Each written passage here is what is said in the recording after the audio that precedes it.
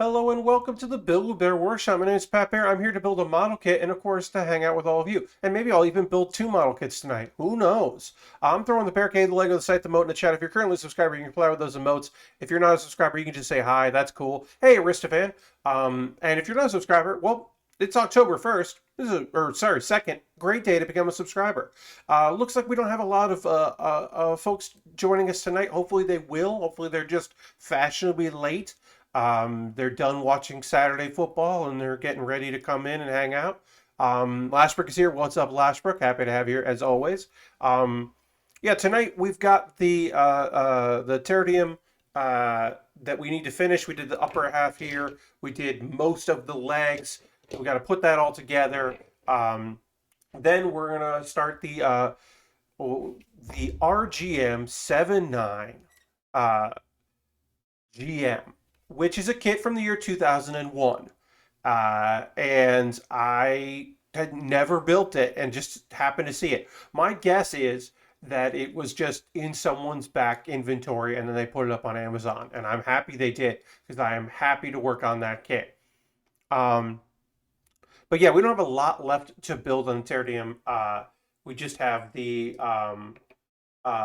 rest of the leg armor, the waist, and then the weapons. And the weapons are like two different guns and the beam sabers. So it shouldn't take too long to finish this all up, which is fine by me. Happy to do that. This is a good kit. So happy with that. Even the backpack has spots to put weapons from another kit. The Setzium weapons fit on the backpack here, which is neat. That is a cool thing about this line, that they basically allow for interchangeability, which is fun. Tonight we will talk about manga. We will talk about anime because there's new anime. Finally, there was new anime yesterday and today. I'm only watching two shows that came out yesterday and today, and one of them I won't be talking about weekly because nothing really happens in it. It would just be me going, and then the food they served was this, and it was real good. So I'll give you an overview of Restaurant to Another World season 2, but I'm not going to do a weekly play-by-play. But I will do a weekly play-by-play of Let's Make a Mug 2 season 2, and of course the both the animated and live action portions. Talk about some manga, and then we'll also I might go to Philadelphia in December, and we're going to talk about that because I haven't made up my mind yet. Um, so we will talk about that because, like, am I, go- am I gonna go? Hey, Lord Crashington, welcome. Like, will I have a booster by then? Am I gonna go to an airport and get on a plane and fly to another state and go to a convention in December? Might do that, and I have to talk it out. I gotta talk it out. But I think I might do that because flights are cheap, uh, and not even Spirit airline flight. Like the flight I would take is not expensive, and it's another airline. I'll say, um, and even if it's December, it's early in December, so Airbnb isn't bad. So I might do that. I might do that. I might go to Philly in December and go to a convention. So we're gonna talk about that because I gotta talk about that out loud. Um, uh, I'm gonna retweet my tweet, see if we can get a few more friends to join us tonight, which would be nice. For whatever reason, my retweets, the images on the web look real like pixelated, but they're fine when you look at them promoting my photos. It was strange. I don't know. That's never happened before. I thought it was maybe because I was doing maybe something weird had happened in the scheduled tweet, but I don't know. Maybe it was just the original tweet was bad. But we got the Tertium here um, with a Tertium. Sounds like I've got an Irish brogue. Easy for me to say. Sounds like I'd have an Irish brogue. The Tertium. Oh, we're building the Gundam Tertium. You know? It's a lovely kit. Um, that got worse as I was saying instead of better. That's not good. I got to work on my impressions, my characterizations of a language if I'm going to fuck up an impression. Instead of dialing it in, I was leaning away from it. That's not good. Generally, with an Irish brogue, um, you're gonna have to keep paying attention because sometimes it gets Jamaican in your characterization, and that's never good. That's never good because that's just another completely different accent. Um, so you want to be careful of that if you're trying to do an Irish accent. And then yeah, the real thing that you got to do in this situation, right? If you're going to do an accent, here, hey, we're going to talk about accents. I didn't think we would. We talk about accents now. Am I an expert in this? No. But have I had to do accents for auditions and for roles and in improv? Yes. In improv, you just start doing it, and who the fuck cares? You're like, do I have an impression of this person? I don't know. Can I do a Tim Curry? I don't know. But I've been labeled as Tim Curry, so I guess I'm going to find the fuck out if I can do it or not, which I won't because I have never been, gifted as being Tim Curry, so I've never had to do it. Um, uh, they used to call that pimping, which is a weird term that was adopted by improvisers that isn't great, but it basically means to be pimped into something is to be gifted in a thing that is not going to be great, and you're being forced into doing it. The easy example for it is you've been pimped into being a character that sings or dances or raps. Rapping is a big one because then it's just like, well, I have to do it and I have to yes and the thing that you're telling me, and now I have to do that. I don't. But that's no, don't. Now, gifting is when you've been given information, a character choice, or something from somebody else that you can play with, and you're very excited to have that gift. You receive the gift. You're being endowed with something by your scene partner. That is precious and wonderful because it means that you just react to that gift. You don't have to come up with the next thing. You could just react to that thing. So if you're anything from being told like, well, you've been swearing a lot since the divorce. Great. You just gifted incredible amount of information to me, that I can play off with, and they're going to be like, you're fuck right I have been.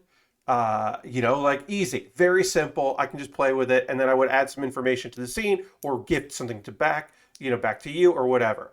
Being gifted is fantastic, but sometimes you are gifted with doing a voice, and you're like, well, I guess I have to do that now.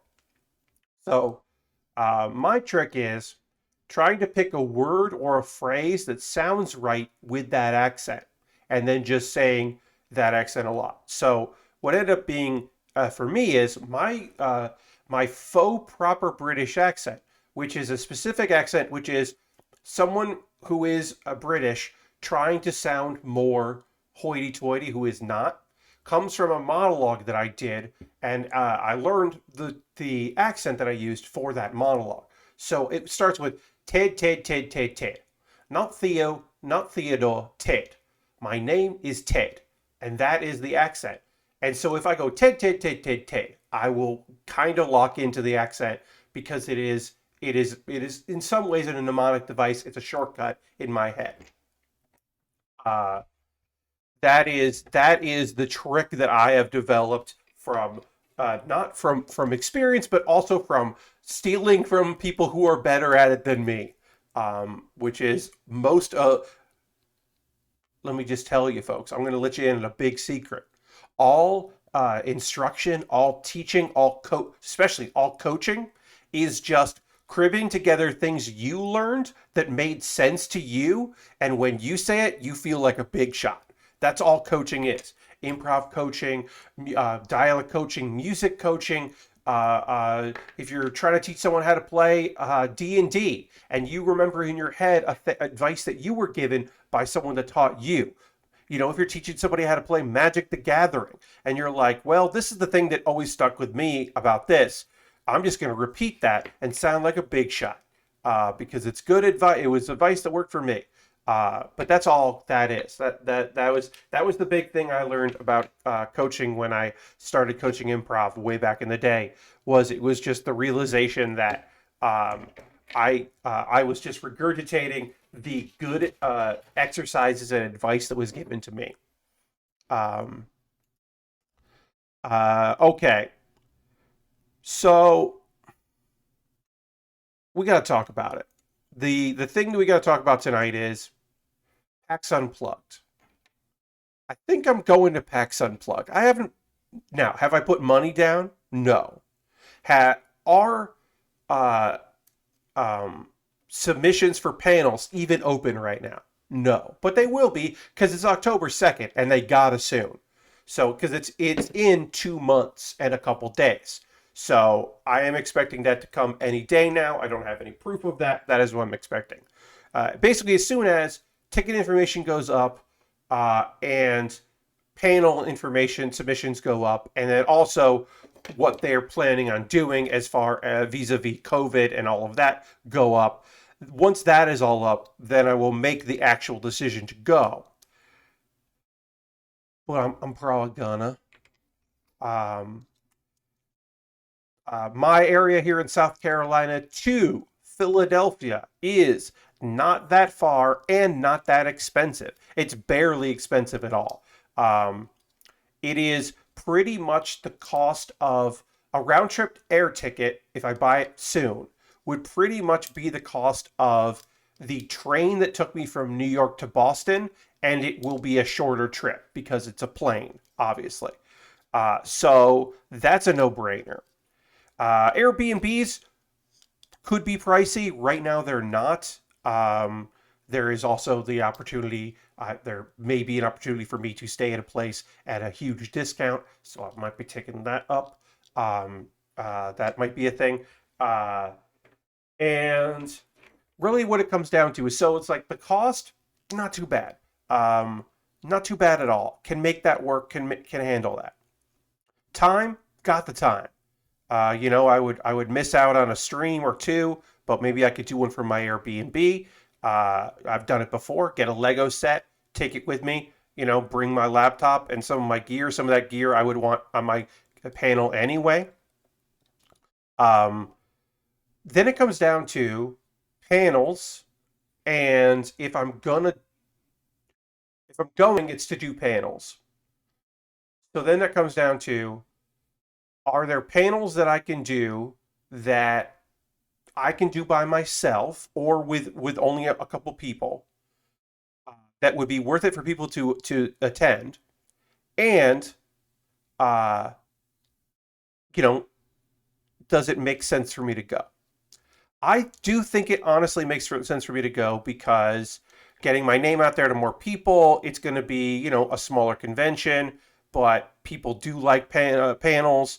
Um, Entertainment panels certainly, because I would be doing improvised postmortem, which I've done before there, that went very well when I did it. That was the improvised postmortem where I just did a weird tangent and did what became Pat Bear's Anime Club, the live panel version. I don't think I can get away with doing Pat Bear's Anime Club as a panel. At video game packs, I think it makes a lot of sense. I don't think it makes sense to do at um, board game packs or tabletop packs. Like, it just doesn't, to me, that doesn't make any sense. Hey, Dirty, welcome. Thanks for throwing those emotes. Thanks for being here, even more. I don't think it makes sense. Basically, so Dirty, what I'm talking about now is it would not be expensive for me to go to PAX Unplugged in Philadelphia in December. So it really comes down to, do I actually want to do that? Pat Bear's Anime Board Game Club. Yeah, so here's the thing. If there was more than one anime about... As far as I know, there's only one anime about tabletop. And it's a good one. After School Dice Club. There are games about gambling.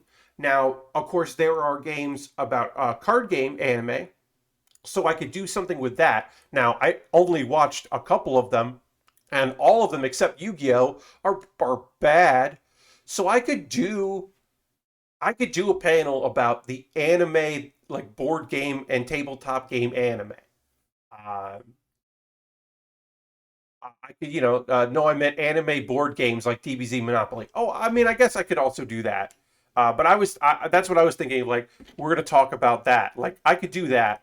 But to me, doing those kind of panels is, um, it's not the version of Pat Bear's Anime Club that I want to do. Because I want to do Pat Bear's Anime Club, where I get friends of mine who love anime and we yell about the shows you should be watching. And while I do think that people should watch After School Dice Club, because I feel like nobody watched it and it's fucking great, um, uh, I don't necessarily think that that's like the version of that panel that I would want to do. There is a panel that is an intellectual panel that I would like to do, that friends of mine have done versions of, but I would like to do my take on it, which is the panel of improv uh, for like tabletop uh, improv for TTRPGs. I don't have a name for it right now because it's more than improv for D&D, but it is the ideal and the idea, and I believe my friends Jacob and Beej have done this panel. Um, but it is the belief that that having an improv experience helps you not as just as a GM, but also as a player in games where you have to be creative. The very concept of that most TTRPGs are asking you to be short form improvisers, playing short form games. Uh,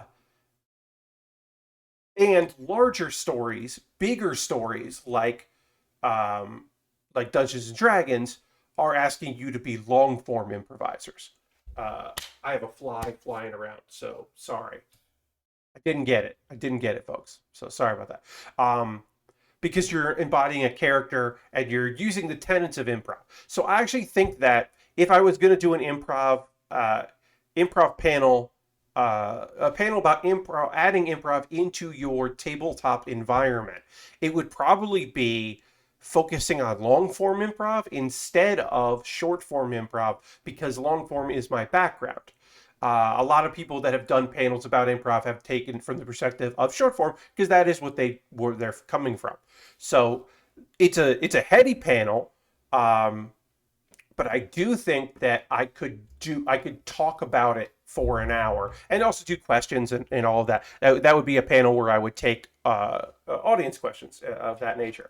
I need a snappy title for it, um, but it would be something to the point of uh, maybe it was something to the point of uh, want to play D&D, take an improv class, something like that. It's just something. But I do think that there is some sort of talk or panel within me that's more academic, which, believe me, I like doing the academic panels. I never pitch academic panels because the comedy panels are my bread and butter, and the comedy panels get approved and get me to cons. But I've done the advice for new streamers panel, or I've done the improving your role play. Yeah, I like that last Brooke. I have done the panels. I've done panels on like how to submit panels to conventions. I've been on that. I've been on some headier discussion based um, kind of topics and themes. So I'm not afraid of doing that per se, but I am.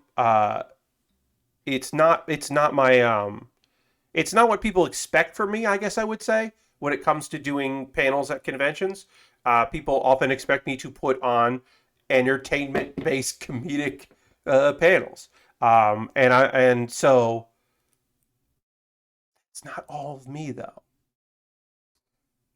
And also, honestly, I could do that panel by myself. I am certainly afraid of doing a panel by myself, in so much as one of my not so secret secrets uh, is that I do panels that involve a lot of people, and specifically people with names. So those people will come to my panel Um, uh, but I think there is. Uh, I think I could do a panel that people would come out of feeling good about themselves as far as improv, especially if I'm focusing on long form improv, which again I feel like is uh, like Fiasco is long form improv, and I don't think people who have played the game realize they're doing it now.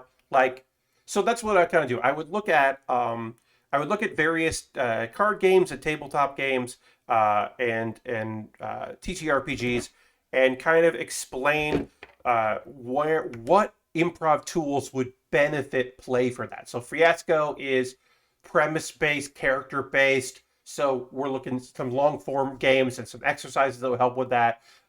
D&D kind of very similar. That's Chicago character style. That's annoyance style improv would help very much with that. If you're playing a game like Smack Talk Showdown, where you are embodying a character but you're being given prompts, well, that's some short form games, and that is going for laughs and using your knowledge and all that. So I feel like there are tools that can be applied for that, but also like who does anyone who is sitting down to play a improv heavy game do improv warm-ups? If you are doing improv or sorry, if you're doing games for an audience, if you're doing a real play for an audience on a podcast or in a video format, maybe you'll do vocal warm-ups. But I bet nobody except Jacob Burgess does vocal warm-ups before they do D&D. That is my guess. My guess is that he is the only person that is not doing it for an audience. And even people that do it for an audience, if they don't come from an improv or acting background, they might not do it. Um, but yeah, I think it's a thing that I have been fascinated. The idea of doing that panel, I have been like so excited about. This might be the show to do it. So again, am I actually going to go to Philadelphia for this convention? No. Like I said, room and not that pricey, not that bad right now. Possible, totally plausible. The flight, pretty damn cheap. Even if I wait a little while, it's still going to be pretty cheap. I might do it. I might do it. I don't know. Um, a chance to get out there to do panels and see. I don't know how many of my friends are going to be at that convention, but some will. Uh, and maybe I'll be able to see some people that I want to see. Um, and so it's like it might be worth going. But also like, can I do improvised postmortem? Well, first off, if I do improvised postmortem, no podium. Everyone stays at their microphones. Nobody gets up. Everyone is socially distanced on their microphones, and we don't have people coming up and running around with each other. Interacting, of course, but not like physically moving. So that's easy. That's an easy fix for that. Um, uh, like I don't know. It's a weird thing because like I don't know who else is going to be there, so I don't know if I can do a full like improvised postmortem because like is Straub going to be there? If Chris is going to be there, then I could book Chris. Chris is fucking great at it. Will do a great job. Uh, it's like, ooh, are my friends from New York who've been to PAX Unplugged before, are they going to come? Because I can book some of them and they'd be great. I don't assume. I think accurately, my friends at Loading Ready Run are not making the trip. One of my good friends in Philly doesn't live in Philly anymore, so I don't expect him to be coming, even though he has worked there. I don't. Maybe my friends at Oni are going to come out. I have no idea. I know they've done. they did Rose City, but they live in the area, so it made perfect sense for them to come to Rose City because they're Portland based. So are they going to come there? They had a big presence 2 years ago. Would they come back? I don't know. And if they do, who's coming? Can I book any of them? Uh, it like the improvised postmortem is the panel that I would be like very nervous about if I can book guests for. The panel that that panel I can pretty much do by myself if I have another comedian friend who is around that has that that would make sense for them to also come. Then I'm like to be on it. Then like yeah, that would work. And and maybe I could get a friend of mine who is in New York to come down. Uh, with the understanding of like, hey, I've got this panel. Do you want to be on it? Um, that might work, but I don't know. I don't know yet. I think I've gotten to the point where part of it is the fact that New York Comic Con is next week, and I'm missing. That would be my 10th New York Comic Con. Like I've been to 9 New York Comic Cons, and this would have been my 10th. I mean, last year would have been my 10th, but obviously didn't happen. And I won't be there, and that's weird. That my like I'm still at 9 New York Comic Cons. Like that is a weird thing to me, but that is because I'm not in New York. And I don't know, like there was a PAX West this year. There was a PAX West. There was a PAX West, and I wasn't at it, and that's weird to me. So, like, I don't know. I wonder if my buddy Owen would be around. He's a Philly dude. Uh, I don't know. It is a strange thing to think about right now. The idea that like seems like you miss cons. Yeah, Aristophan. So here's the thing. A couple of my friends out there who are Magic the Gathering players and are known in that world, we're talking about how they don't miss like going to Vegas. They don't miss like the big Magic like cons, but they do miss all the people they would see at those cons, right? So like that's kind of where I'm at, and I won't necessarily get that at the show because it won't be full of all the people that I miss and would like to see. Like it just won't. Um, so it's like, well, if not all my friends like would be there, like one of the things that's really great about Unplugged is it's a laid back show. So like when Trin worked for Kickstarter, I could spend a bunch of time with Trin because she didn't have like she only had so much to do there and then it was fine. So that was always like a nice treat. Like there are people that would be there that would have free time, like my friends at Loading Ready Run. Well, Brandland, because that which is what they call Bandland when there are no musical acts, they call it Brandland. Brandland wasn't as busy, so my friends that were there from like Loading Ready Run or from other things that would have booths there, Chris Drop and the like, they wouldn't be as busy because it just wasn't as busy a convention for them. So I would be able to see my friends. Um, but I don't think my friends are going to be there. So then it's like, I do also miss conventions. Like, it is a thing that I miss. So, well, maybe I should just go. And if I'm going to go to, look, here's the thing. I'm not just going to go to like some con I don't care about. I'll go to one I like. Um, and I'll have a good time there. I'll be able to bring all my dorky masks. I got I got a couple dorky masks, and I'll be able to bring those. Sounds good. I'm like, I don't know. I think I'm talking myself into it. I'm not looking forward to going to an airport at all. Definitely not looking forward to that. Even a small airport like my local, it's small, easy to get around in. But like, yeah, I'm not necessarily looking forward to flying. I mean, I've never looked forward to flying, but certainly now, not super looking forward to that. But I don't know. Need some dorky gloves to go with the mask. Yeah, gloves would be probably pretty good to have. Travel gloves. I don't necessarily disagree with you there. Um, but yeah, I'm like, I don't know. I'm thinking about it. I'm thinking about what I can do. I'm like, oh, yeah. I know some wrestlers. I know some independent wrestlers that live in Philly. I'm gonna get a couple of them to come out to PAX, do something. No, not a League of Heels show. I will not be doing a League of Heels show. But I'm like, maybe, maybe I can, maybe I can make something happen. Maybe I can make a thing happen there and like have some fun. I don't know. Um, honestly, this is an element that we have not discussed tonight about this League of Hell show. Yeah, no. Um, uh,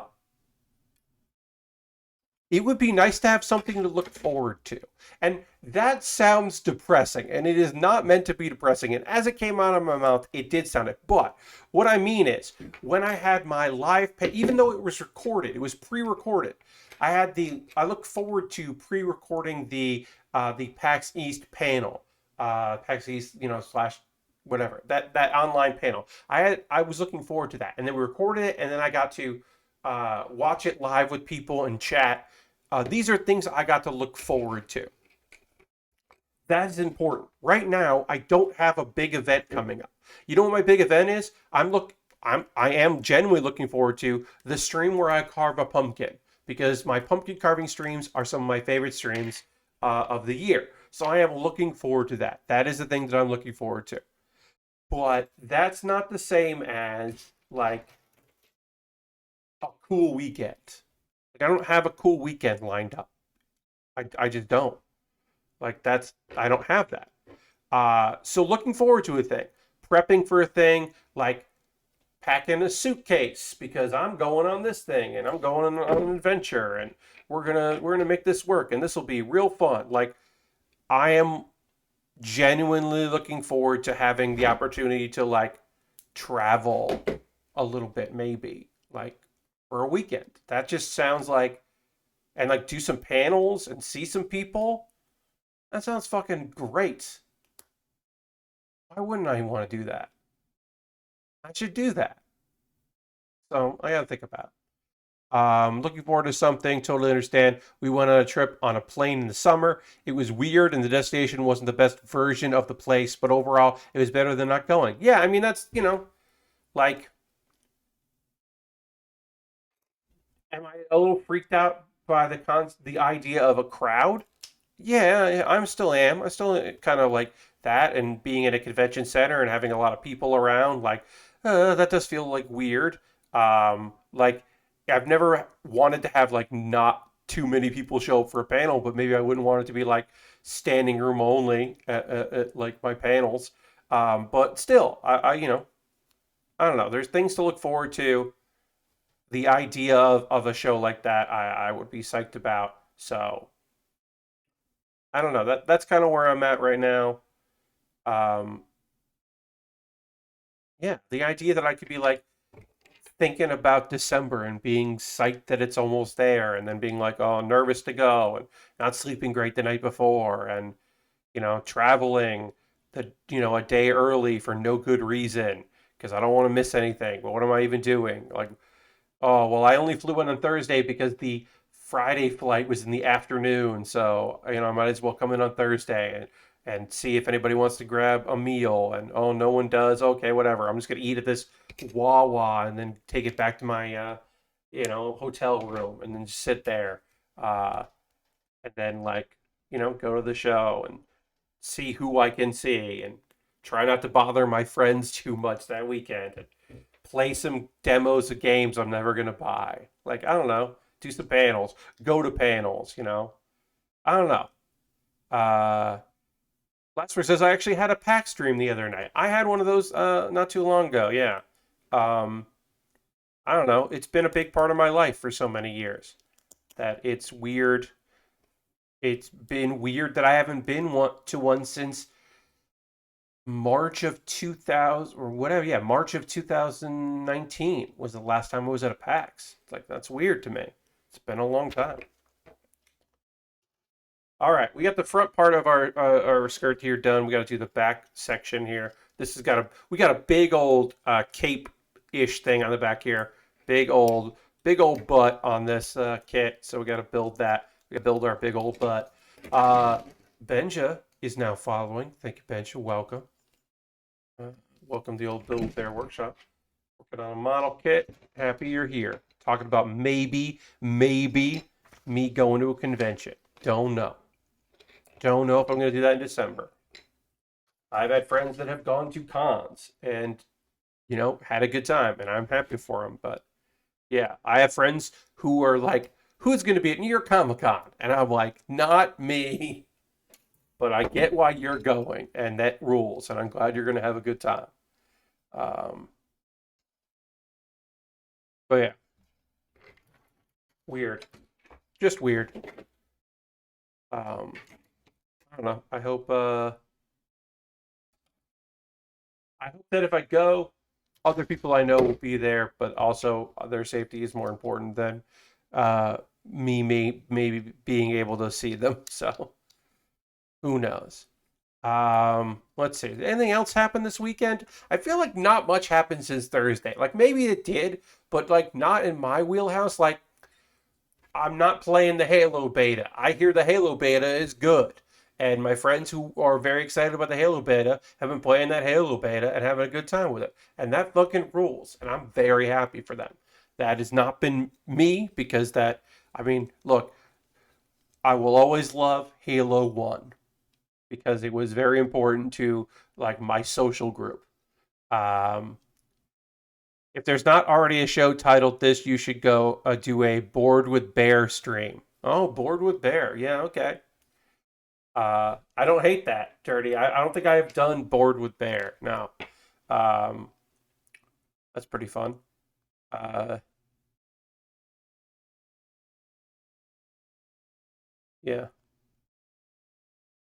But yeah, so right now, if I was gonna go bored at home, bored at home, uh, if I was going to do a panel at PAX, like I said, I would submit two panels because that feels like it's worth it. I did one when I was just like coming down for the day in 2019. I just went down for the day, and so I did one, um, and that was good. But if I'm going to be there for the weekend and flying, I would do two panels.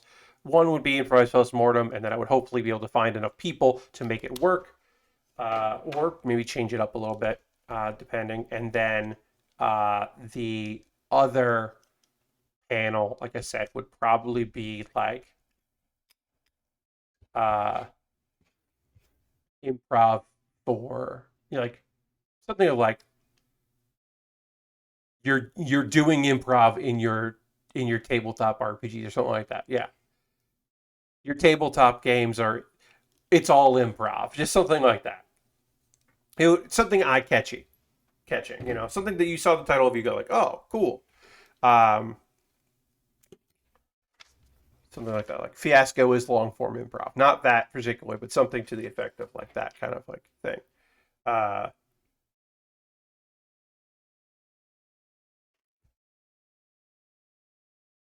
Improv for tabletop enthusiasts, something like that. I don't know, but it'd be something a little more heady. Hey, Xandra, welcome. Uh, Happy to have you here, my friend. We're talking. I got in my head today, Xandra, that I might go to PAX Unplugged. Uh, because it's in Philly, and Philly isn't by plane. Philly is not far from here, and it's not that expensive. But mostly it's because, and I honestly, legitimately, it had not really occurred to me until we had this conversation, uh, and a wrist fan kind of points it out. I do miss conventions. I think I miss the concept of seeing people at conventions, um, and who knows if all of them will be there. So it is not outdoors, Xandra. So it would be an indoor event. It would be. I miss conventions. Yeah, I miss conventions. So um, by December, I should get a booster. I can't tell you for sure. South Carolina is slowly opening up of eligibility to get boosters, and at a certain point, I will. I am not in the health risk category for that right now, but I eventually that will count for me, and so I will be able to get the a booster, and that would be nice. Really, what it comes down to is just like a decision I have to make that if I'm going to be masked and around people who are all vaccinated, if that is something that I feel comfortable doing. And right now, I'm leaning towards I am, which is a little surprising. But I think all of my like, hey, I'm going to be at PAX and I'm going to be it'll be streamed, so don't come if you don't feel comfortable. Like that's kind of like where I'm feeling.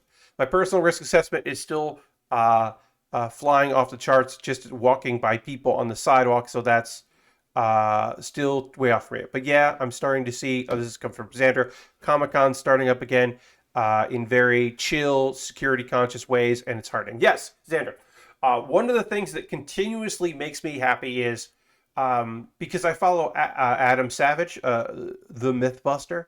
I follow Adam Savage on Twitter, so he's going to cons, and getting a photo with him was always a thing because people wear costumes or whatever and photo. And there's like a plexiglass divider between him and the people he's getting a photo with, and you could see the plexiglass divider in the photos. And I'm always just like, yeah, everyone's masked up. There's a divider. Sure, that sounds good.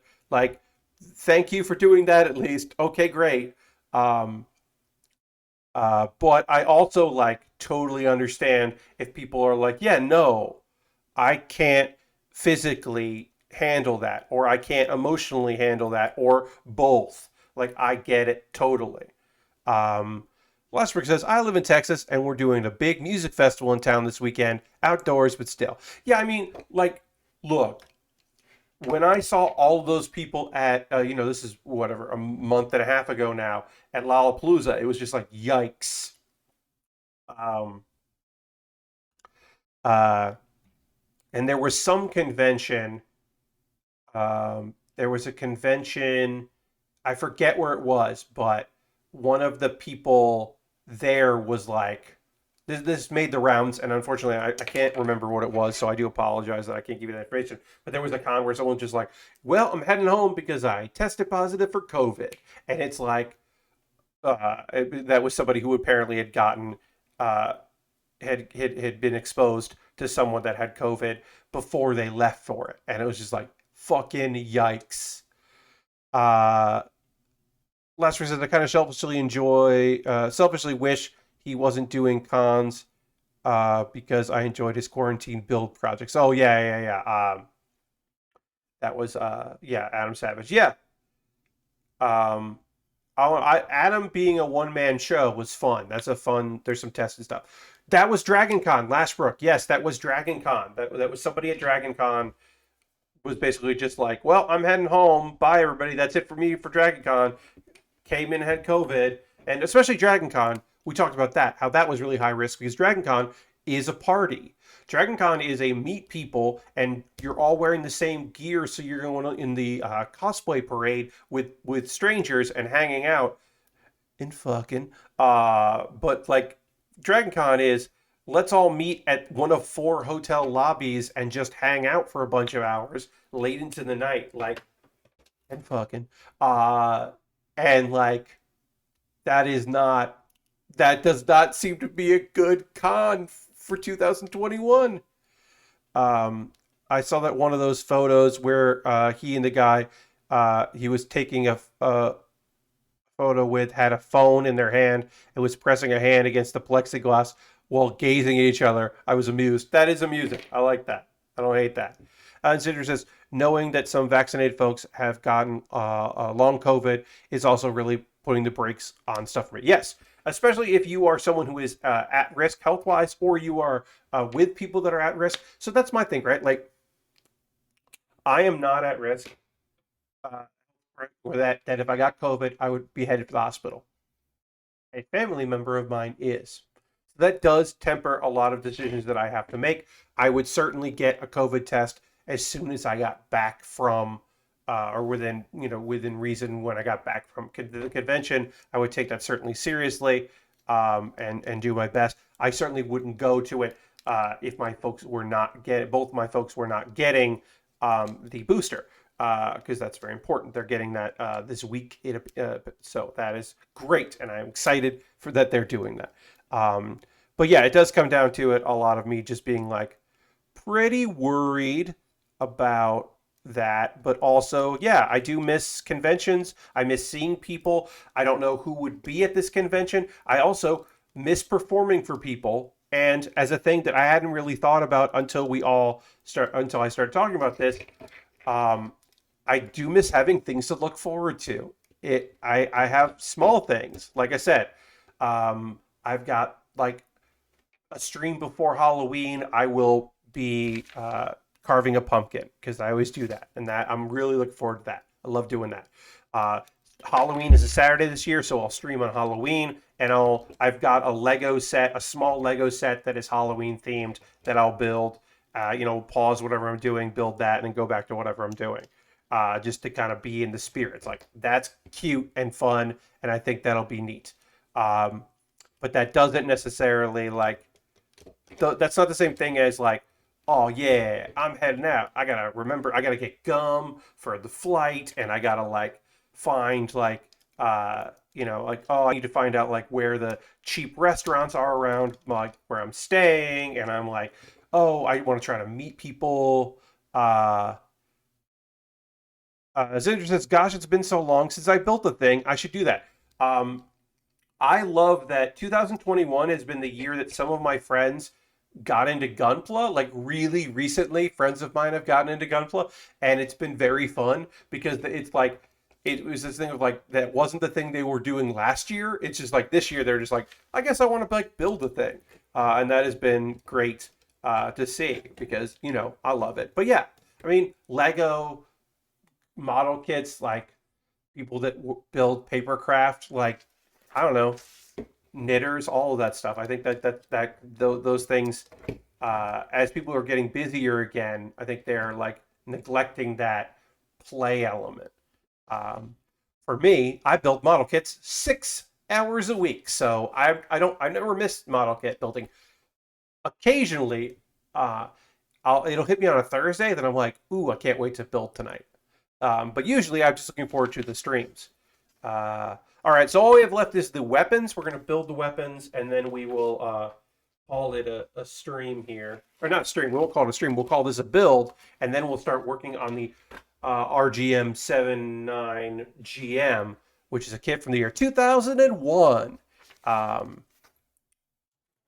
which I never built at the time, and it's not going to be like an extravagant kit. It's a very basic kit for 2001. Not too many stickers, which I'm happy about, but also who knows how it's going to turn out and if it's going to be like annoying. I mean, it won't be bad. I don't think it's going to be like a bad time, but it won't be like the smoothest build experience I've ever had. Because I know kits from that era.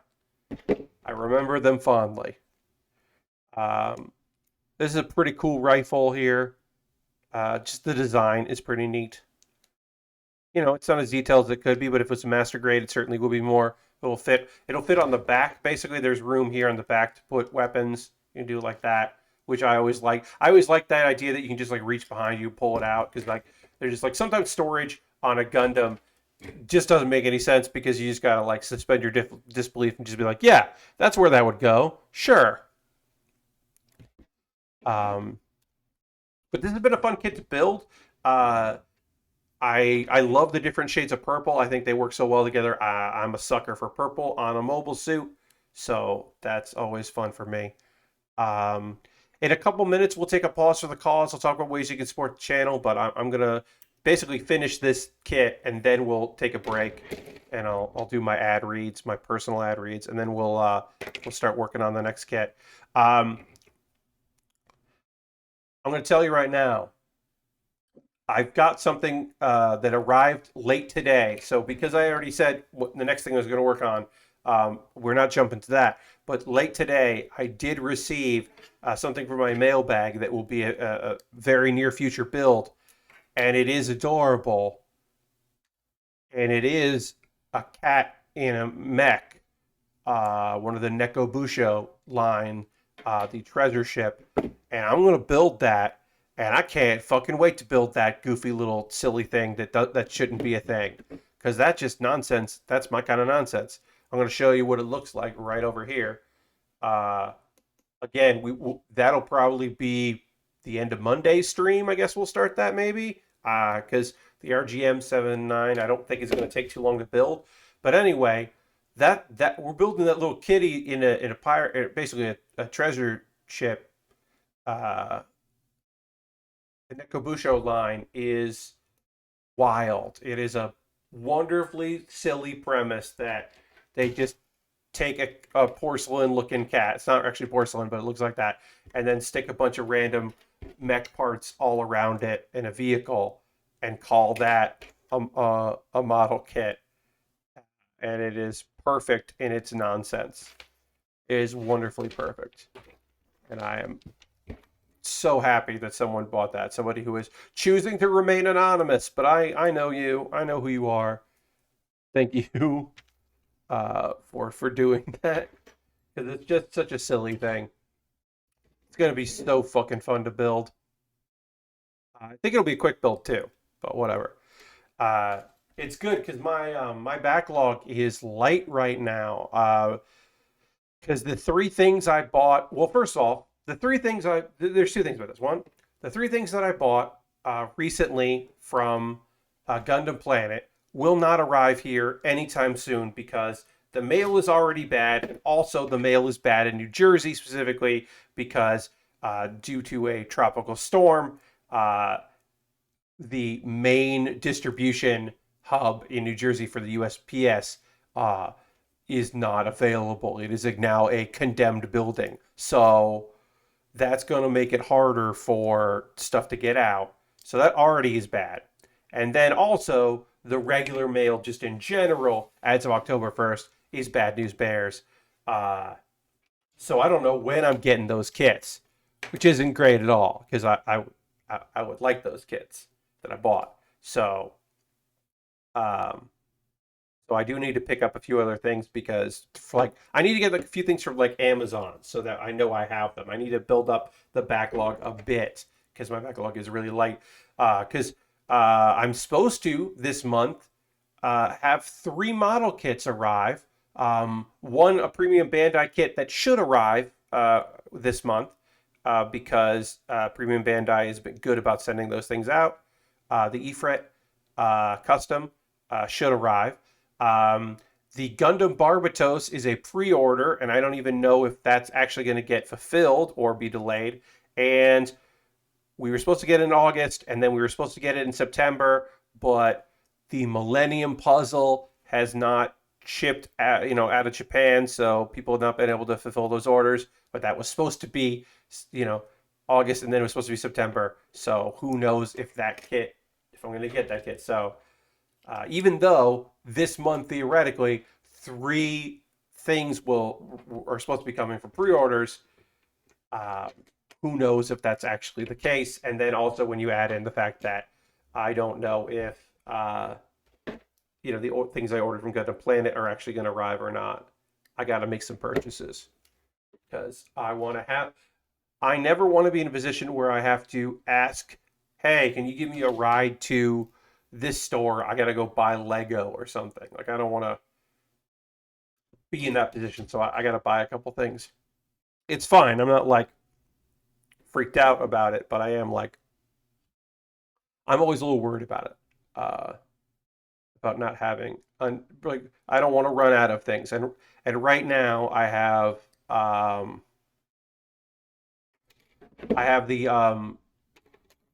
RGM, which we're going to start tonight, and then I have one other high grade, and then I also have the cat thing, and I have no idea how long that's going to take to build. Like I have no idea if that is a one stream build or a 1.5 stream build.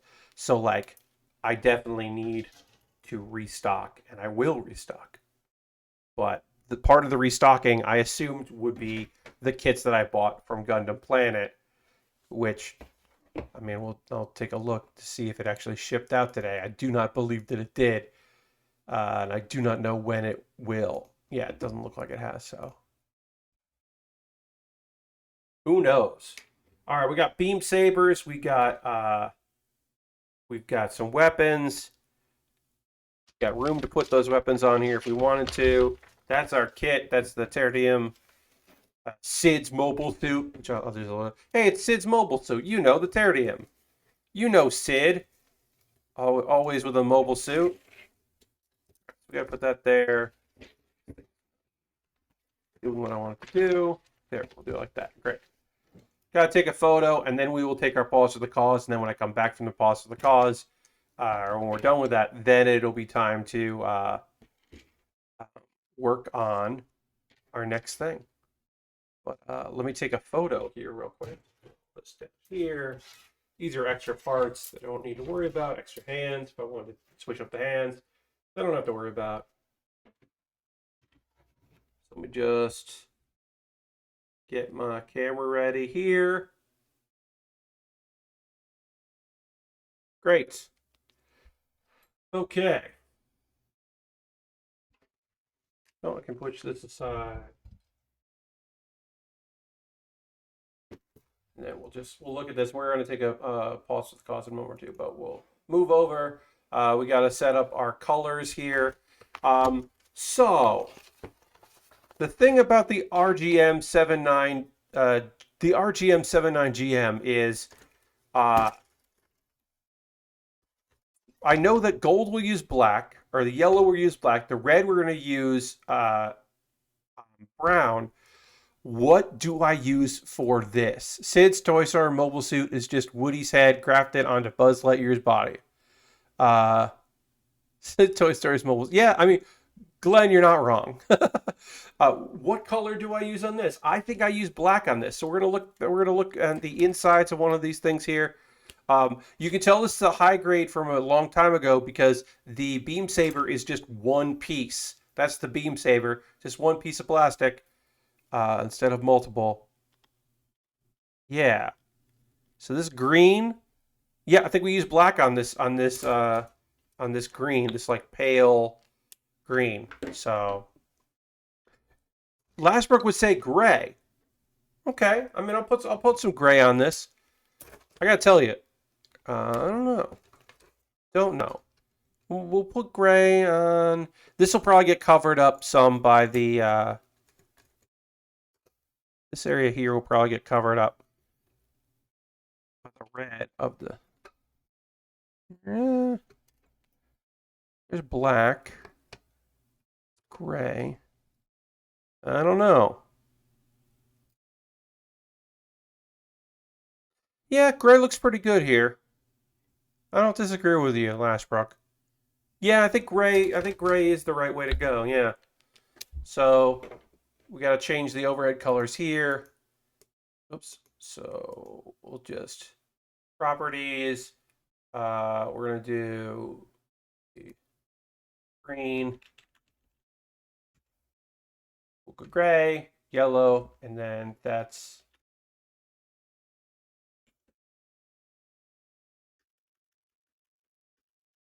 red,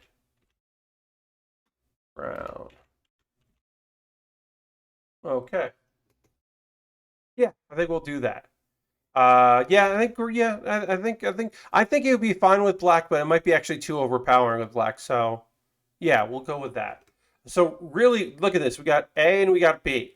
That's it. We got A and B. That's our kit. This is not going to be a long build. The 2001 RGM-79 GM. This is not. Yeah, this is not going to be a complicated like. Oh no, what do I do next here? High grade. This will be pretty straightforward. It should still be good. Anyway, we'll get to that. Again, one sticker. We got one big sticker here.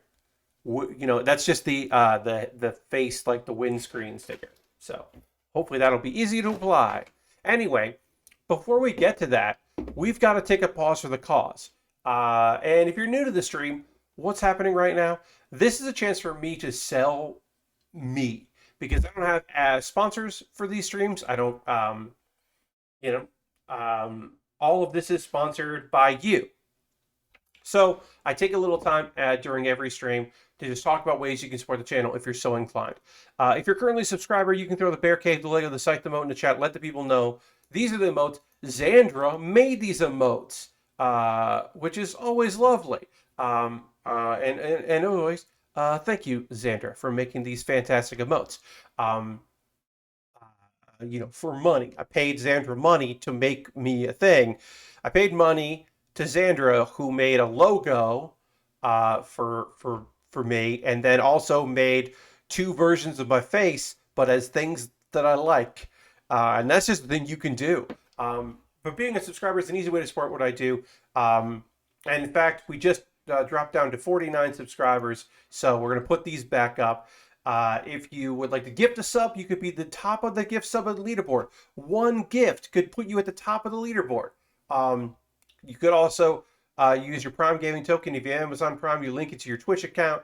You get a token. If you're not going to use it for me, please use it for someone, because that's just money on the table. But also, if you wanted to subscribe to me, that would be great. Bits and coins always appreciated. You can join that leaderboard if you'd like. All of the things I'm going to be talking about here are optional. None of these are things you have to do. These are things you could do. You watching is enough. If you're watching this on the VOD, if you're watching this later on YouTube, what's up YouTube? That's awesome. If you're watching it live right now, if you watch once a week, yes, Sandra made my emotes, right? Isn't that cool? If you watch once a week, if you never get a chance, you just watch the VODs on occasion. If sometimes you just see me tweet out and you're like, oh yeah, Pat streams, huh? Like that's great. I appreciate it so much. If it's your first time here, or if it's your 100th time here, that is incredible. Also, I got a Patreon at patreon.com/PatBear. And if you ever thought about joining my Patreon, now's the best time to do it, because it's the beginning of the month. So you pay for this month and you're getting a bunch of days. $1, $3, $5, $10 tiers, very basic, to like to the $10 tier. You get to vote on what I build. I'm like, here, this is what I got in my backlog. What do you want to see? And like, oh, well, a couple people wanted to see the RGM-79 GM. So that's the next thing I'm building. And then the $1, you get basically a little bit of promotion, a Q&A video at the end of every month that is just literally just for my patrons. Those are the little rewards. I mentioned YouTube. You can subscribe to my YouTube channel, obviously for free. Subscriptions to YouTube is free. But did you know, you probably do, there's a join button, and you could join for $2 a month, and you get my Wednesday videos a day early. So every Tuesday, you get the video that normally goes up on Wednesday. Which is a little something. We'll get back to building really soon. Don't worry about it. I just got to go through all my ads here. Direct donations. You can one time, if like monthly subscription is not your thing, but you'd like to see me build more model kits and you want to help out with that, you could do a one-time donation. Everything I make through AdSense on YouTube, Patreon, Twitch, direct donations goes into a fund that I use to buy model kits, to continue to build model kits. If I was playing Fortnite, I wouldn't have to spend any money. You buy Among Us and you're good, or whatever. But I build model kits, and when I'm done, I got to buy another model kit and build that next model kit. I made this choice and I enjoy it a lot, but it is a thing where I have to constantly keep buying stuff. So if you want to help out, those are easy ways to do that. If you're like, Pat, I don't care about your backlog. I want you to build something right now. The next thing you build, I want it to be something that I choose. Well, if that's your thoughts, you go to my Amazon wish list and buy something there, and then I'll build it on stream, and it'll jump the queue. I'll even shoot a video about it, about the kit, like a separate YouTube video about like, hey, this came in my mailbag, check this out, and I'll give you a shout out if you include your name, or keep it anonymous if you want to do that. I got Lego sets. I got a bunch of Lego sets that are in the $16 to $22 range. They're cool Lego cars. They're like, some of them are real cars. And that's just kind of fun. Like, I would enjoy building a Ferrari Lego. I don't know. So you could buy something like that, and I would build it on stream. I've got high grades, master grades, very inexpensive kits. Look, a $40 high grade is too much money. that Zeta Gundam is not, that's not a $40 kit, but that's what the price is right now, and unfortunately that is the deal. But I would be happy to build a kit. If you bought it, like I said, it would jump the queue, and I got equipment at the bottom. If you're like, I don't know anything about model kits, um, again, we'll get back to building very soon. USA Gundam Store is my alternative to Amazon. So what you do there is you buy a gift card. They send you an email with that code. Then you send me that code. DM me on Twitter. Send me a whisper here on Twitch. I'll get it. And then I'll take that code and I'll buy something from USA Gundam Store. That is a way to support me that does not involve Amazon, which is nice to be able to offer that option for people. If you want to support me via Discord, you could do that, and that's just fucking free. You can just join my Discord. I post build photos at the end of every stream. People post stuff they're working on. People chat about some things. It's nice. It's a nice little community. It's some of the people you'll see here in this chat. Just kind of like saying hi and doing stuff. Let's see. What else? Okay. Here are some video clips or video things you should watch. Pat Bear's Anime Club.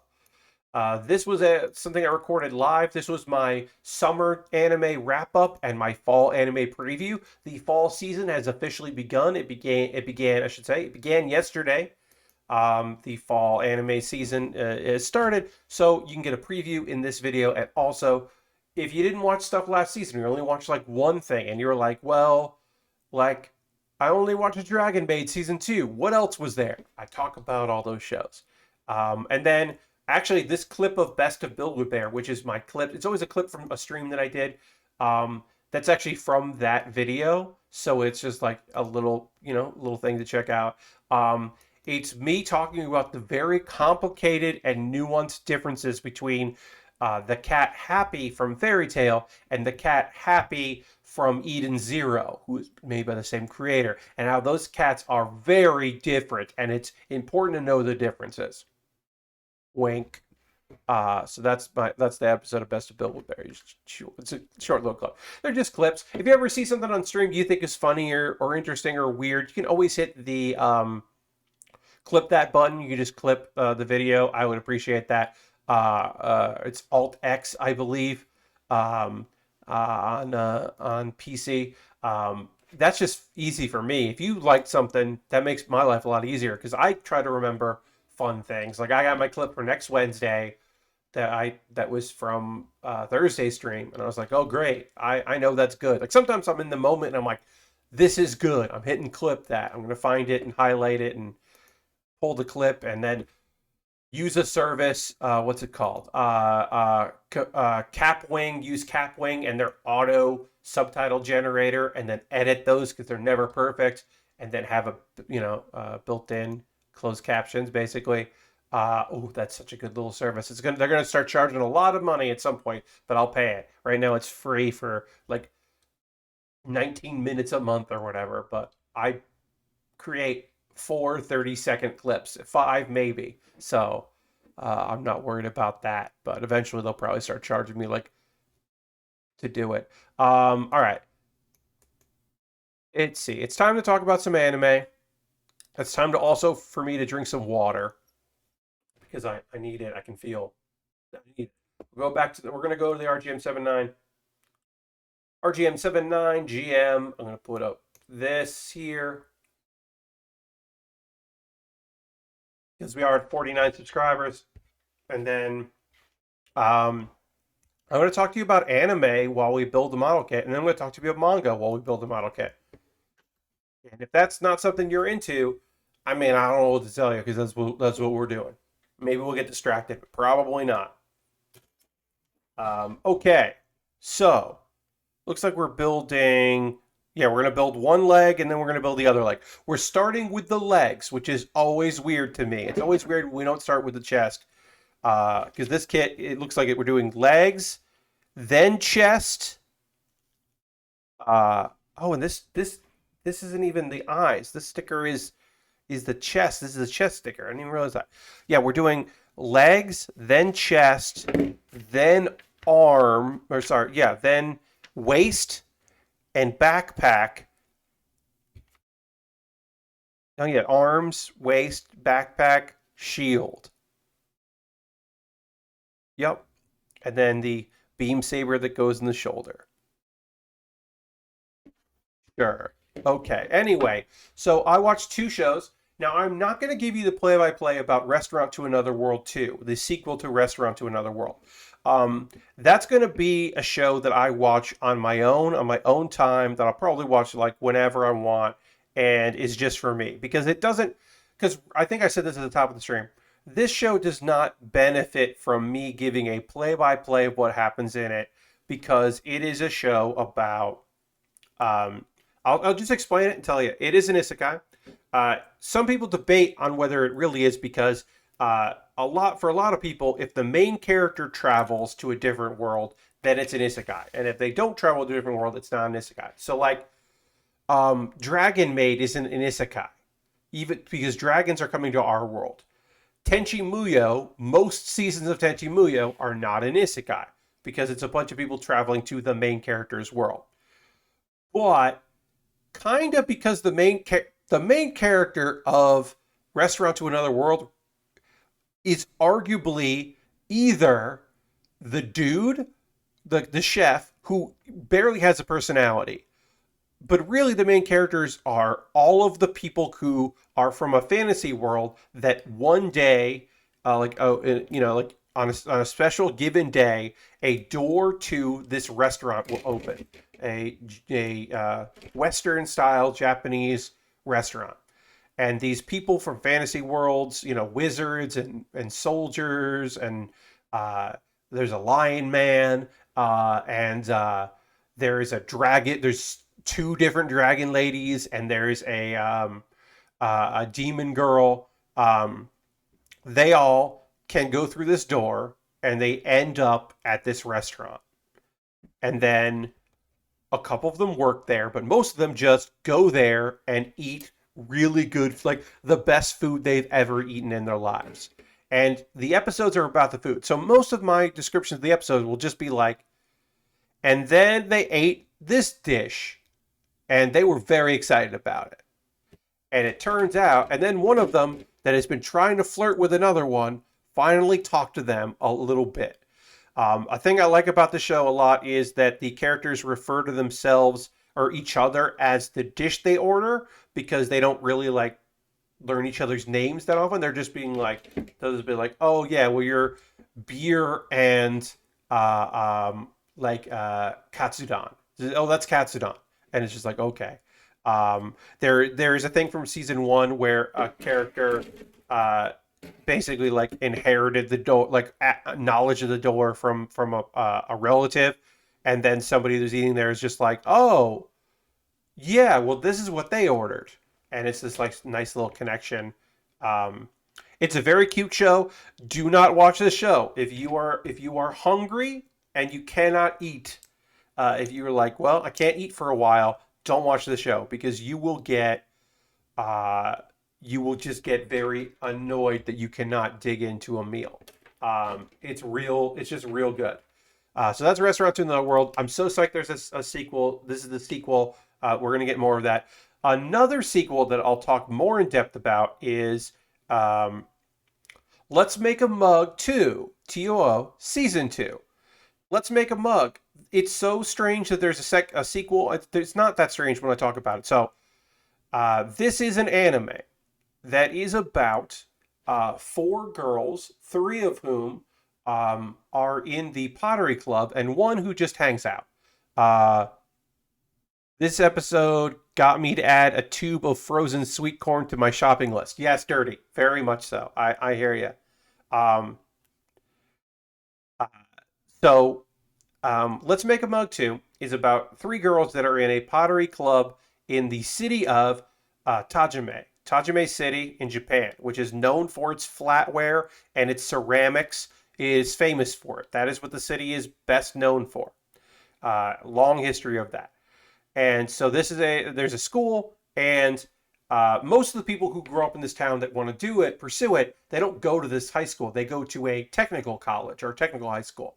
So it's actually not that big of a club. And the fourth member is just there because she's a good friend of Hime or Himeno, and so she wants to hang out with her friend. So she's not actually an active member of the club. Um,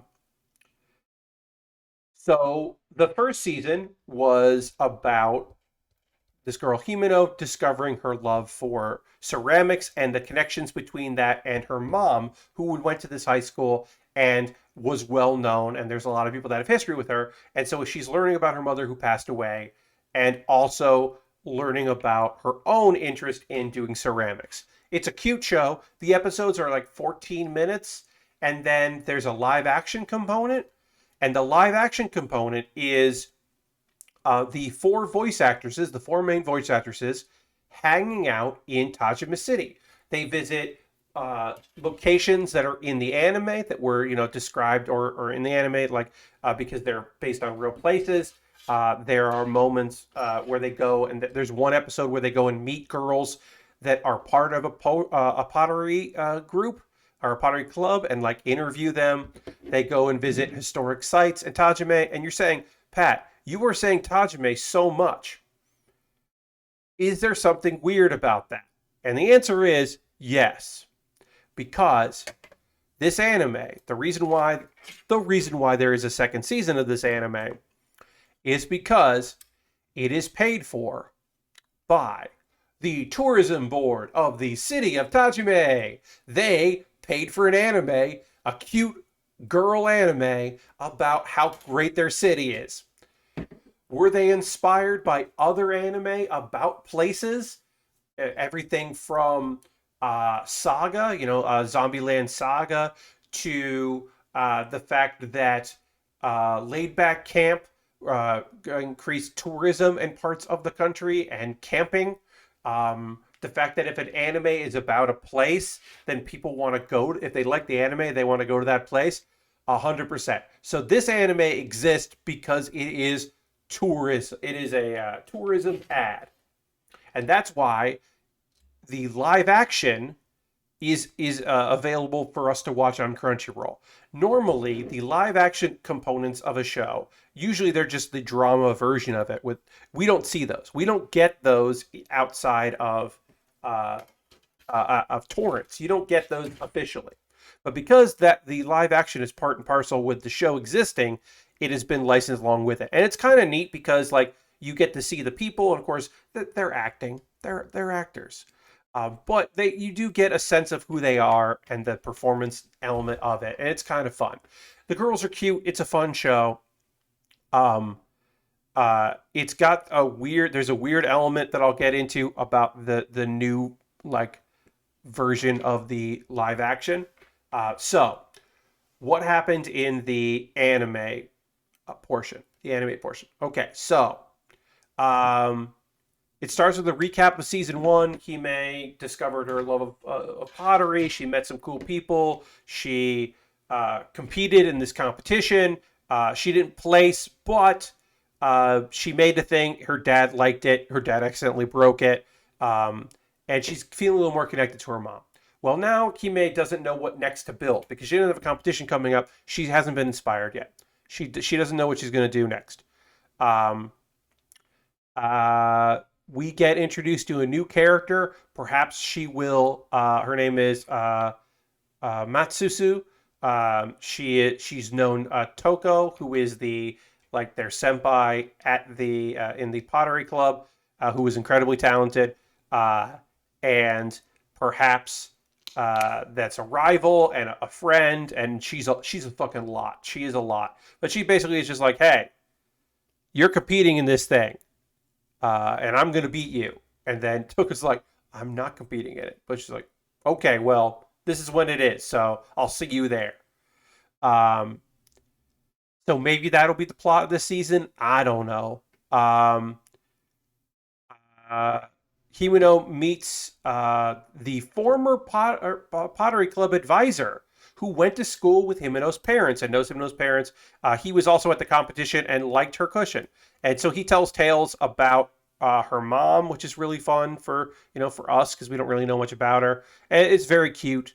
Um, uh, and we find out the current club advisor used to hang out a lot in the club, but she was never a member, kind of like the girl Natsu, who is not actually an active member but just hangs out. So I was like, oh, that's kind of fun. That's a thing that's cyclical. Um, Anyway, the stories about her mom encourage Himeno to explore the city to maybe get ideas for her next her next project, her next build. She's going to go and see if the city will inspire her like it inspired her mom, which is a good excuse for seeing real places in Tajime City animated to help promote the city because that's what they're paying for. Because I will be practically cynical about this, even though it is a cute show that I like very much. I can still be practical about how like this isn't an advertise. This is a tourism advertisement. Anyway, so then we get into live action, and we have jumped the shark about the live action. So as I said, the live action is these four voice actors, lovely ladies. They kind of talk to each other. They see the sights. They learn about the city. They built pottery last year, or in the last one, they built a plate and all this other stuff. They get experience doing it and kind of talk about like, oh, we did this and this thing. When I say it's jumped the shark, so this is what has happened with Let's Make a Mug 2 season 2 of the live action is the first season has come out by the time they're filming this. When they did before, the anime hadn't released. So now this episode was about how the voice actors, how the city has like started promoting the anime, and it's become that thing of like, you might know this if you watch reality television. At a certain point, every reality show becomes about how the reality stars are famous now. Like, in the early days of Orange County Choppers, right? It's about these bike, like they're already known in the world of bikes, right? But it's just about like, hey, we're making these weird bikes. And then eventually it becomes about how like, hey, we have to go to this, we're going to Sturgis because we're the Grand Marshals. Or, hey, this person wants us to drive some Formula One cars. So we're going to go do that. We're making a bike for Elijah Wood. Whatever. They made a Spider-Man bike. I don't think it was for Elijah Wood.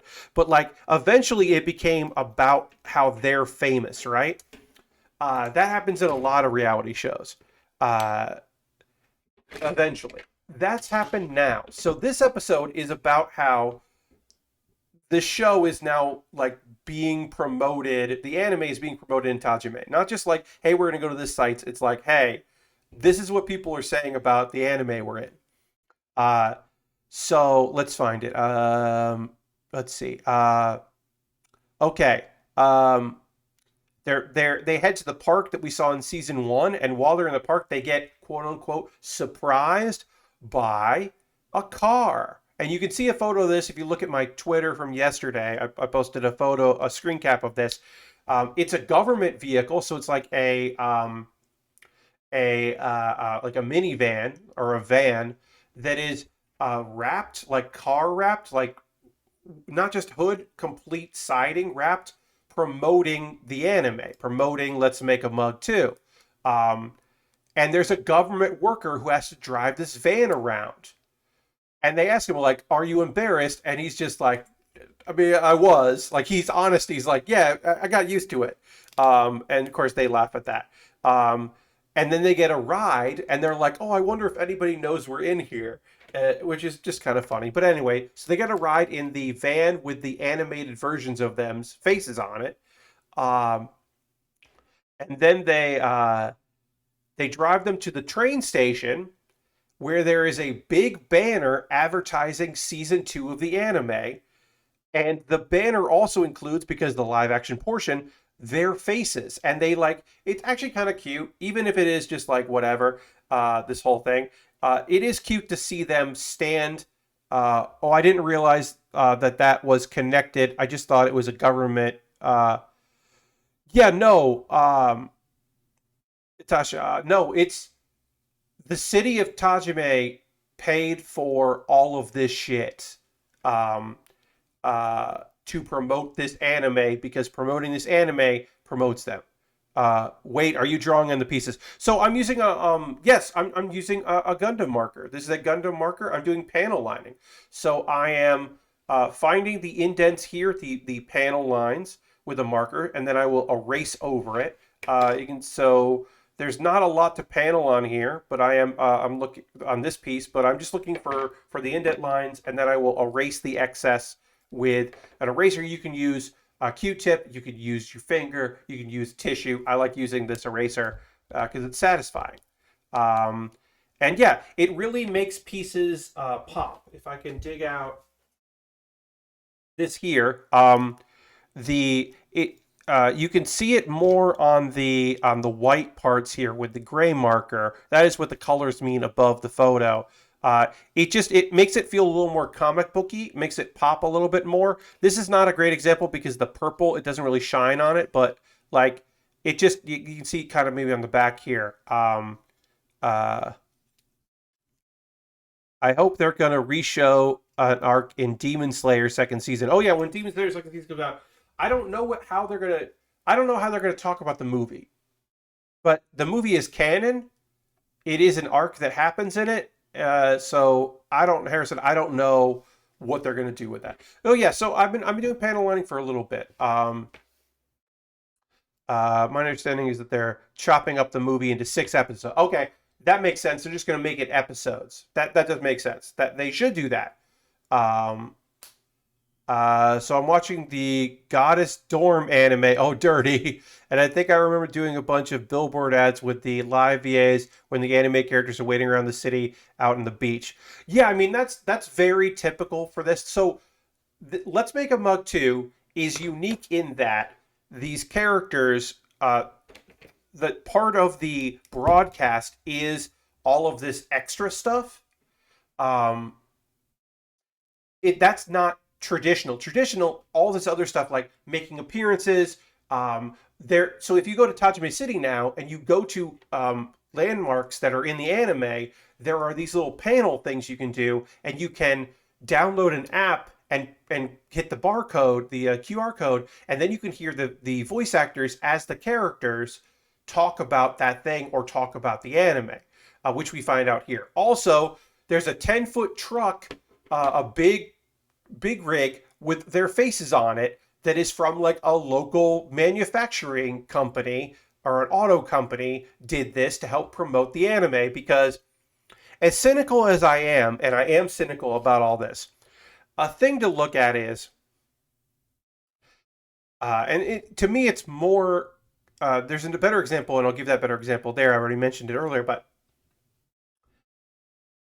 it's fucking rules that there's an anime about the place you live. Like, if there was you know, there have been some animated things that take place in New York, but if there was an animated thing about my hometown in Connecticut, if there was like an anime about how my hometown rules, and it was a cute ass anime, it was like cute and fun, that would be incredible. I would be so psyched about that. I wouldn't care that my town had paid for it or helped pay for it. It would fucking kick ass. I'd be so fucking excited about that. The fact that like he never talks about this place anywhere, but the guy that did Detective Conan, the city that he is from, is like so fucking proud of the fact that the guy that made Detective Conan is from there, that they're like, they built a whole tourism empire on the fact that he's from there. And like, I love that. I think that's fantastic.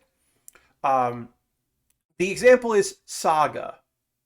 The region of Saga loves the fact that there's an anime about it, even though that anime is an anime about idols who happen to be zombies. Zombieland Saga is literally about a bunch of down on their luck ladies who are gonna fucking turn things around and show the world how great Saga is. Like that, it is explicitly an anime about pride in a location, and the region has responded by being like, yes, we love this, we love everybody here. And I think that fucking rules. And it doesn't matter that it's it's a weird anime about zombie girls, uh, and an idol show, uh, the people of Saga are like, fuck yeah, thank you so much. Um, uh, I think that's cute.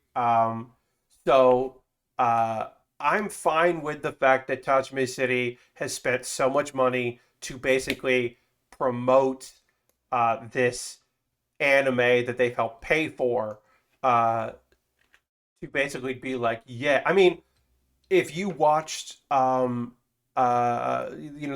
anime that is about making anime often has a thing where they get money from local tourism boards, because that is a long time plan to be like, promote a thing, promote a city, promote a location via, um, getting money from that company. Like, that is it. That is an investment plan, and I don't necessarily disagree with that. I think that I honestly think that's fine.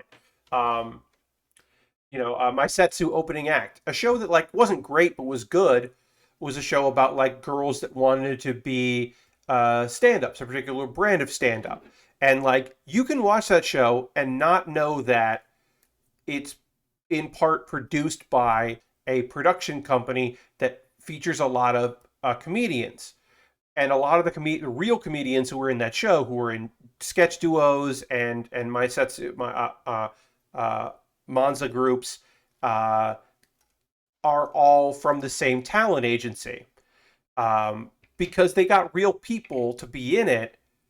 And yes, is it an anime that says like, if you're a comedian, you want to go to this one location in Japan, in Osaka, and you want to do stand up in this venue? Is it the people that own that venue are the ones telling you that? Yes. But is it also true? Yes. If you are a comedian doing old timey Monza stuff, where you're doing this two person Laurel and Hardy style stand up, you do want to go to Osaka, because Osaka is the place in Japan that likes stand up more than any other place in Japan. Traditionally, that is the belief, that if you want to make it in stand up, that's where you want to go. That's your Broadway. Uh, it is this funny thing where it's like, yeah, some people paid for it, but they're not wrong. Um, Mitsutu opening act could have been incredible. It's just good. Um, it did make me miss talking about improv and comedy for hours on end with my comedy dork friends. It really did make me miss that, because it's got that energy that I was like, oh, I do miss like notes after a show and like talking about what we liked and what we didn't. Again, I think it's too complicated to show. I think there are too many. There are like two different groups of girls that are competing to get better, one established group, and then also a group that just decides they want to do it, like the younger sister and her friend wanted to get into it. And it's just like too many people. That's too many people. But it's got a lot of heart, and I always appreciate that. Anyway, that's enough anime. I think were you talking about Rakugo? Wait, Rakugo. Uh, I'm gonna remind myself what that is. Um, uh, oh, kind of. Um, a little bit. So they do Rakugo in that show, the kind of that storytelling arc. So this is Manza, the two person stand near each other. If you've ever seen the episode of Azumanga Daioh where Osaka gets introduced, um, that's Manza. Uh, and the first time I saw it, it did not make any sense to me. But Laurel and Hardy is the like the old style of the person that's setting things up, and the person that we're setting up a wacky premise, and the person who asks questions to pursue it, and then the end just goes, slaps him in the chest and goes like, "What are you talking about?" Like, oh, you. That's a very easy to describe Manza. Um, Yes, one of the characters is perfect for it because she's got that accent. Yes. Osaka, they describe her as being someone that like loves comedy and like would do all this stuff, and then they kind of don't get that sense from her, and then she does a Manza thing, and they're like, "Oh, you're definitely from there," because Osaka loves Manza. So there's an anime called My Setsu Opening Act that is about girls, like different sets of girls that dream of doing this comedy and being successful comedians. Um, and it's co-produced by people that own comedy theaters in Osaka. Um, uh, and there's a manga that came out, like it was an anime first, but they like made like an accompanying manga, and it's not great, but it is pretty fun. Um, like there's a part where just the like comedy notes and all that. It's a very cute show. The honest to god thing is that it's just incredibly cute. Even if there's just too many characters trying to make things work. But like both groups realize they should like swap who's doing what in the group, like like the setup and the punchline.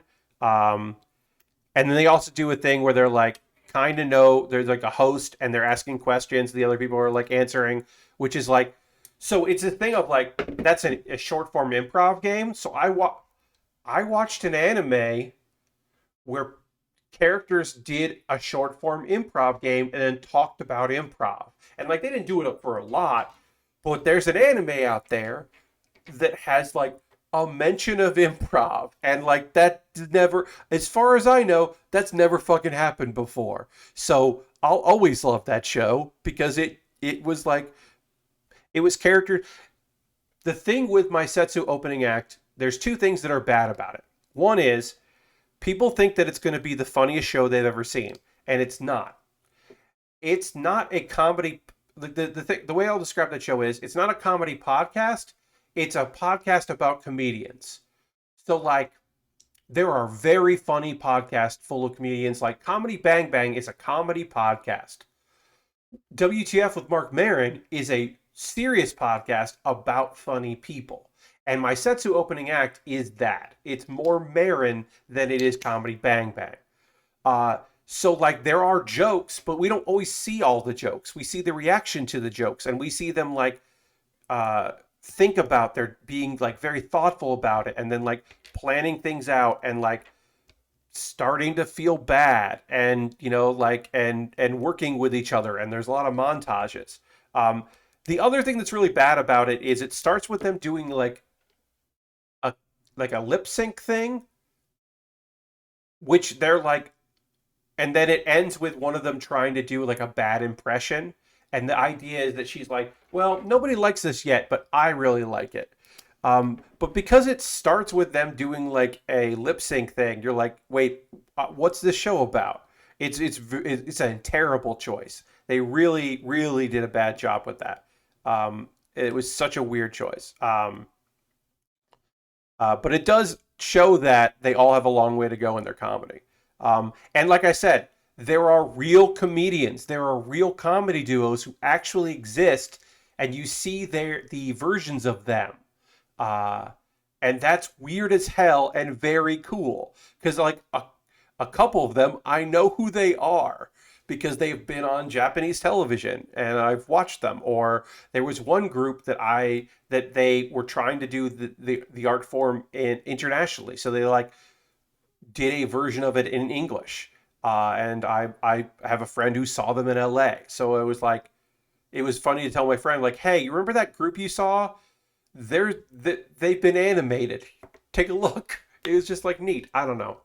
There's something very fun about that show. Anyway, I didn't think I'd be talking about that, but um, I do like anime that is not afraid to be about a thing and appreciate that thing and tell you about how cool that thing is. A place, location, an activity. Like I said, uh, oh, turns out the Honda Super Cubs that they made that they re-released specifically to come out with the anime are sold out in Japan because Super Cub was a big enough show that people were like, I want to get one of those. And the secondary market is apparently furious that like that the prices of Super Cubs have jacked up because people are like, I want a cub. That anime rules. But the people who've known about it for a long time are I guess, everything's in demand right now. Um, but I do like that. I do like when, yeah, when people are like, I want to go camping. That camping anime is good. I'm gonna buy these tabletop games because that anime makes it seem fun. So I'm gonna try this game, this real game that's talked about in this anime that they licensed for the anime. I don't know. That shit always gets me. I really love that. Um, Now I'm going to switch gears and I'm going to talk about some manga because we have a little bit of time left in the stream. I'm only going to talk about one manga and I'll save the other for another stream where I need more things to talk about. So we're only going to talk about one this week, and I'm just going to put it in chat because I don't have much left time in the stream, but I do want to talk about one manga, and I'm going to talk about Villainous 99. I may be the hidden boss, but I'm not the demon lord. Because this, I fucking love it. It's so good. Um, it was such a fun uh, uh, thing to talk about, to read. I can't wait for there to be more of it. So, what happens in Villainous 99, level 99? I may be the hidden boss, but I'm not the demon lord. I mean, you could probably guess it. Um, So a girl is reincarnated to a dating game, right? Stop me if you heard this before. Don't stop me. She's reincarnated in an ultimate game. She's the villainess.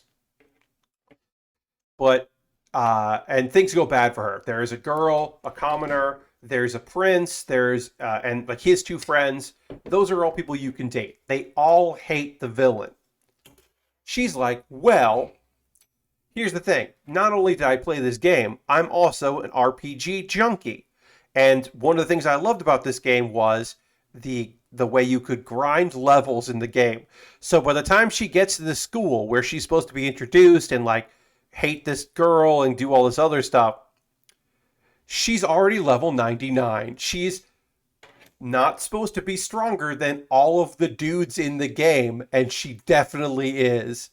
Uh, so she raises her level to 99 and she realizes, oh, I've changed the story. Like this character is supposed to be, this thing. I am, no longer that character because I'm doing this and this and this. Um, uh, yeah, the premise I think is so fun. Um, so the other thing that happens is a lot of like people still end up hating her. She actually drives the girl in, like, she inadvertently is just like, hey, instead of being mad at me, why don't you go help this commoner girl who knows light magic who's being picked on? So she inadvertently, not inadvertently, she doesn't realize she's doing this. She speeds up the process that these three boys all fall in love with the main girl. And she's like, I want them to do that, so they leave me alone. Well, then the king and queen are like, hey, we want you to help the we want you to help these guys to defeat the demon lord. And she's like, okay, well, they have to level up because of course she knows how strong the demon lord is because she beat the game. And she's just like before, she's just like, they are not strong enough to do that. And she's like, I might be strong enough to do it on my own, but I definitely don't wanna. So it's just like her perspective of being in school, being incredibly strong. People might think she's the demon lord. Like people are already still not going to like her because she's scary. But they don't. It's not that they don't like her because she is evil or the villainess. They like her because they're terrified of her. So it is a different kind of story. And also, she is disliked because she is very talented. And it's that thing where like the crown prince is like supposed to be the best at everything, and you scored higher on every test than he did. So he naturally, of course, he wouldn't like you and like accused her of basically she does get accused of being the actual demon lord, and she's just like, I mean, I get why you would think that, but I'm not. So yeah, that is Villainous level 99. I may be the hidden boss, but I'm not the demon lord. Because that's an explanation I should say. She is the hidden boss. After you beat the demon lord, you then have to fight her in the game. She is the hidden like final mission, is because she is the person behind the scenes who has made the main character's life tough and tried to prevent you or her from falling in love with any of the dateable dudes. So she's like, I know that eventually, like, yeah, I'm the hidden boss, but like, don't think of me, the demon lord. So it's cute. I think it's pretty great. I'm reading the fan subs of it or the scanlations of it. I don't think that's been licensed, but uh, are there a lot of oops, I'm in a dating game and I'm the bad person? Yes, that is a common thing. Or I'm the sidekick. There's one where it's a dude who's like, I'm the lovable sidekick, or there's another one that's I'm one of the guys uh, who can win in the end with the main girl, but I'm a mob character. Dirty, yes, I'm a mob character. But there's one where the guy's like, actually, the Villainess is the hot one. I always thought she was the best, so I'm gonna like support her, and I'm gonna change these things up because I thought she was always the best character in it. There's a lot of those kind of stories, and they're fun. Anyway, that's going to do it for tonight's stream. We are going to raid because that is what we do at the end of every stream. We go and share some love out there with somebody doing some cool shit. We'll find somebody who's streaming and go give them some love. So let me go take a look at who out there is streaming that I want to go give a visit to. Let's see. Pause that there. Okay, who's doing some stuff? Xander says, I love the one where the villainous is reincarnated 50-year-old civil servant and dutiful father. Yes, and the whole plot is about them trying to play their role properly. Yes, so they're like trying to do the job they're supposed to do. There's also one. This one's kind of similar, but there's also one where it's like I'm in a dating game, but also the game characters have magic and that fucking rules, so I'm gonna focus on magic, and I don't care about it being a dating game. I'm gonna focus on the fact that like I can do cool magic shit. That one is very fun because it's just like yeah, I can learn magic in this world, so I'm gonna do that. We're gonna go raid Matt Wiggins, who is playing Dead Say XY. Wait. Oh no, sorry. He's playing Metroid Fusion. I don't know what that means. He wrote something weird in there, but he's playing Metroid Fusion. So we're gonna go raid Wiggins, who's playing Metroid Fusion, which will be nice to go see Matt Wiggins. Wiggins. So come along on this raid. Matt's a great dude. This will be fun. Yeah. I did not understand what that is. But he's playing Metroid Fusion, and I didn't get the reference. So we're going to go hang out with Matt. Thanks so much for being here. I hope you have a great rest of your night. It's from the game. That I did not get that. Ghost Valve, I didn't get it, so thank you. I'll be back on Monday, continuing to work on this kit, and I will see you there. Thanks so much for being here, everybody. I hope you have a great rest of your evening. I'll see you in the next stream. Goodbye, everybody. Goodbye, goodbye, goodbye, goodbye, goodbye, goodbye, goodbye.